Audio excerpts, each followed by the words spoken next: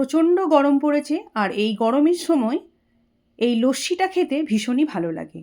Hello friends, the Banshi Shukla চ্যানেলে সকলকে welcome.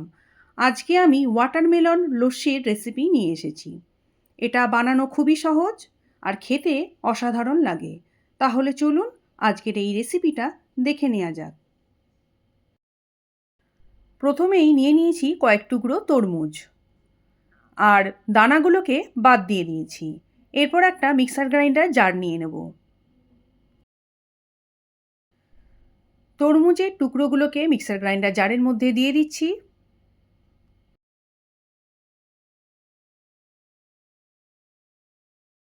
দিয়ে দিচ্ছি কয়েক টুকরো বরফ,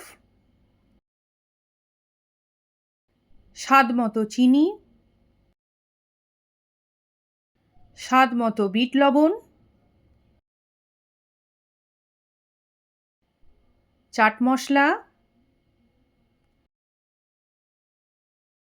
আর দিয়ে দিচ্ছি টক দই। এখানে 6 টেবিল স্পুন টক দই দিয়ে দিচ্ছি।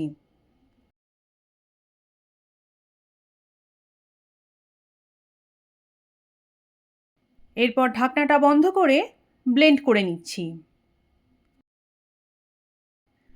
সমস্ত কিছুকে খুব ভালোভাবে ব্লেন্ড করা হয়ে গেছে। দেখুন, ঢাকনা খুলে আমি দেখিয়ে দিচ্ছি। এরপর আমি গ্লাসের মধ্যে ঢেলে দিচ্ছি।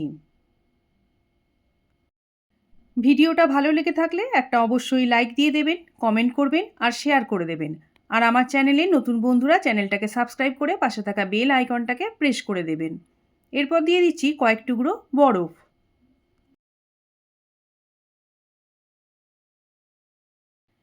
ওপর থেকে দিয়ে দিচ্ছি একটু চাট মশলা।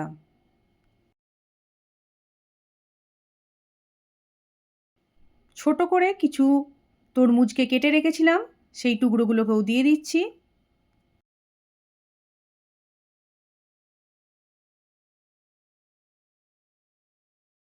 আবারও উপর থেকে একটু করে চাট মশলা ছড়িয়ে দিচ্ছি।